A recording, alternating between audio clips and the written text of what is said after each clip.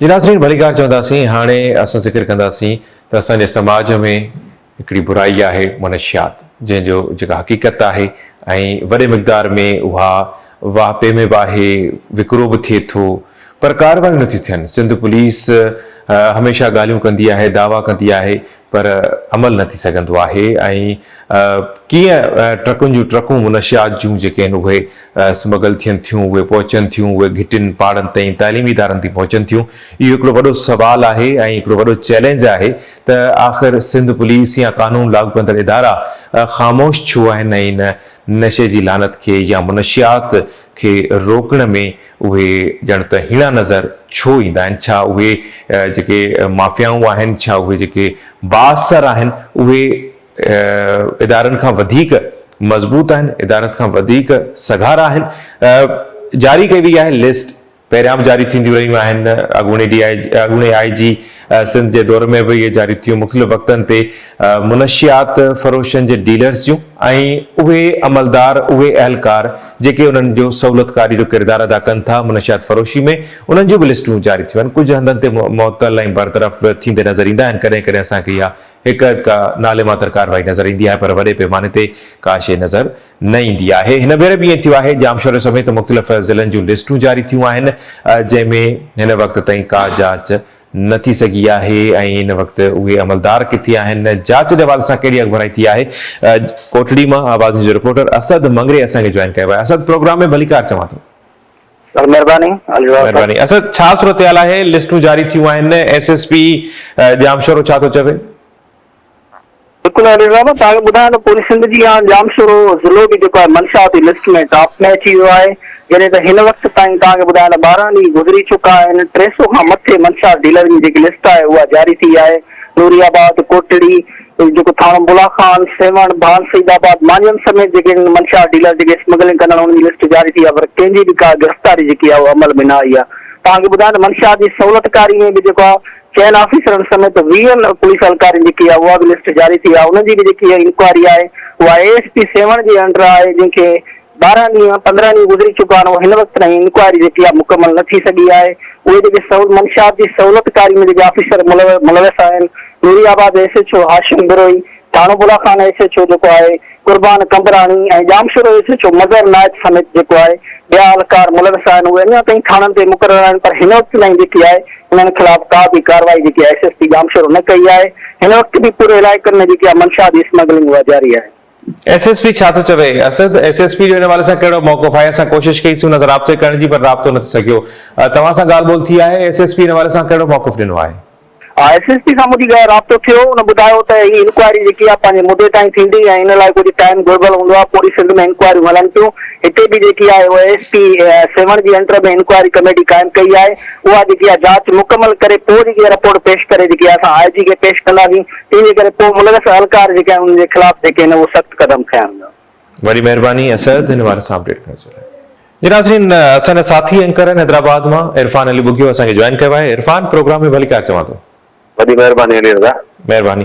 इरफान, मुनशियात फ़रोशी, मुनशियात जो वाहिपो रोकण जूं, रोकथाम जूं ॻाल्हियूं त थींदियूं आहिनि, पर अमल न थी सघंदो आहे ऐं वॾी सवलाईअ सां उहे मुनशियात जेका आहे उहा असांजे तालीमी इदारनि ताईं, असांजे घिटियुनि पहाड़नि ताईं, घरनि ताईं, नौजवाननि ताईं ऐं ऐसी ताईं जो नारियूं बि मुनशियात जो वाहिपो कनि थियूं ऐं मुनशियात जे करे केतिरियूं ई ज़िंदगियूं बि जेके आहिनि से दाव ते लॻल आहिनि। केतिरा ई माण्हू बीमार थी चुका आहिनि, कैंसर जहिड़नि मोज़ी मर्ज़नि खे मोॾियनि था। केतिरा ई माण्हू जेके आहिनि उहा आम ज़िंदगी खां कंहिं कुंड पासे में वञी अकेला थी वेठा आहिनि, पर असांजो समाज अञा ताईं हिन हवाले सां को लाइ अमल कोन जोड़े सघियो आहे, का शइ न थी सघी आहे। पर जेकॾहिं समाज जी बि ज़िम्मेवारी आहे इरफान, पर जेकॾहिं ॻाल्हि कयूं असां इदारनि जी, कानून लागू कंदड़ इदारनि जी, ख़ासि तौर ते सिंध पुलिस खे मैंडेट मिलियल आहे, पर सिंध पुलिस बि लिस्टूं जारी करे थी ऐं कुझु ॾींहं पहिरियां बि हैदराबाद में बि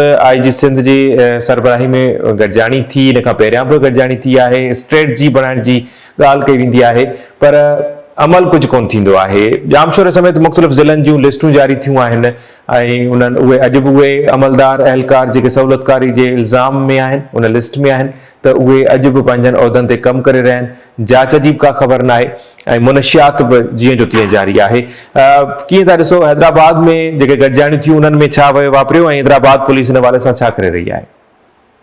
वॾी महिरबानी अली आज़ाद। बिल्कुलु तव्हां जेका मंज़रकशी सॼो मंज़र पेश कयो आहे त सिंध में जेका मंशियात कीअं तेज़ी सां हथ वठी हुन में 62 माण्हू बि मुलविस आहिनि, पुलिस तोड़े ॿियनि सरकारी इदारनि जा माण्हू पिणु मुलविस आहिनि जेके पंहिंजनि मफ़ादनि ख़ातिर उन्हनि सॼी सिंध में हाणे त शहरनि खां वठी तालीमी इदारनि खां पोइ जेके नंढा शहर ऐं ॻोठनि ताईं ख़ासि तौर जेको आइस जो ज़हर आहे उन्हनि पहुचाए छॾियो आहे। सॼी सिंध में वॾी आसानी सां वॾी तेज़ी सां इहो पखिड़िजी वियो आहे। हाणे इहो हिकिड़ो सरकार तरफ़ां ख़ासि तौर पुलिस तरफ़ां हिकिड़ो अवाम खे ॿुधाए पियो वञे त असां जेको आहे सो बिल्कुलु हिन मंशियात जे ख़िलाफ़ अलर्ट आहियूं ऐं मंशियात जे ख़िलाफ़ कार्रवाई कंदासीं। मंशियात फ़रोशनि खे न छॾिबो ऐं इन्हनि जे सिंध जे नौजवाननि खे सिंध जे नए नस्ल खे हिननि मंशियात फ़रोशन ऐं हिन आइस हीरोइन चर्च आफ़िम जे रहम करम ते न छॾियो वेंदो। पर जेका हक़ीक़त आहे न उहा ॾाढी भयानक आहे। तव्हां जेका ॻाल्हि कई त भई लिस्टूं बि ठहनि थियूं, वॾियूं वॾियूं मीटिंगूं बि थियनि थियूं, पर नतीजो ॿुड़ी आहे। त सवाल जेको ठहे थो उहो सरकार खां, IG सिंध खां, वज़ीर आला सिंध खां, ॿियनि जेको आहे सो एंटी नार्कोटिक्स इदारे जे सरबराह खां, एक्साइज़ खाते जे जेको आहे वज़ीर खां इहो पुछिजे त जेकॾहिं मंशियात जे ख़िलाफ़ कार्रवाई थियणी न आहे, उन में जेको आहे सरकारी माण्हुनि जा मफ़ाद रुकावट बणिजनि था, ॿियूं शयूं रुकावट बणिजनि थियूं, त पोइ इहे मीटिंग्स, इहे बयान, इहे लिस्ट छो थियूं जारी कयूं वञनि जॾहिं इहो सिलसिलो ईअं हलणो आहे, जॾहिं सिंध जे नौजवाननि खे ईअं तबाही बर्बाद थियणो आहे त पोइ इहो महिरबानी करे इहो जेके नुमाइशी गॾिजाणियूं, इहे बयानबाज़ियूं, इहे लिस्टूं छो थियूं जारी कयूं वञनि। IG सिंध ॿियो दफ़ो कुझु महीननि जे अंदरि हैदराबाद में आला सतही गॾिजाणी कई, जंहिंमें हाणे जेको हफ़्तो पहिरीं गॾिजाणी थी हैदराबाद, शहीद वज़ीराबाद, मीरपुखार डिवीज़न जे DIG हुन में शिरकत कई। समूरनि हिननि डिवीज़ननि जे SS डिवीज़ननि में शामिल थींदड़ ज़िलनि जे SSP शिरकत कई। सख़्ती सां जेको आहे सो हिदायत कई वई त मंशियात फ़रोशन खे नाहे छॾिणो ऐं एक्शन करे ॾेखारियो, कार्रवाई थियनि। IG सिंध जे उन गॾिजाणी खां पोइ 1-2 ॾींहंनि ताईं असांखे कार्रवायूं त नज़र आयूं, पर वरी बि सिलसिलो जीअं जो तीअं जारी आहे। हैदराबाद डिवीज़न कहिड़ा कारण आहिनि जो जेके SSPs आहिनि या DIG आहिनि या जेके मातहत अमलदार आहिनि IG सिंध जा, उहे उनजे हिदायतुनि खे छुॾे था छॾीनि ऐं उनजे हुकुमनि जी का तामील नथी थिए ऐं का कार्रवाई नथी थिए। जीअं तव्हां ॻाल्हि कई त हिकु अधु ॾींहुं थोरी ॾेखाव जे लाइ, नुमाइश जे लाइ उहा कार्रवाई थिए थी, पर अमली तौर ते या मुनज़म तरीक़े सां को ऑपरेशन, मुनज़म तरीक़े सां को स्ट्रेटजी जोड़े का कार्रवाई नथी कई वञे। उनजे पुठियां कहिड़ा कारण आहिनि? अलीगढ़ सिधो सभिनी खे ख़बर आहे त मंशियात फ़रोशी सिंध में जेको ख़ुदि जो कारोबार आहे उहो कीअं थो हले।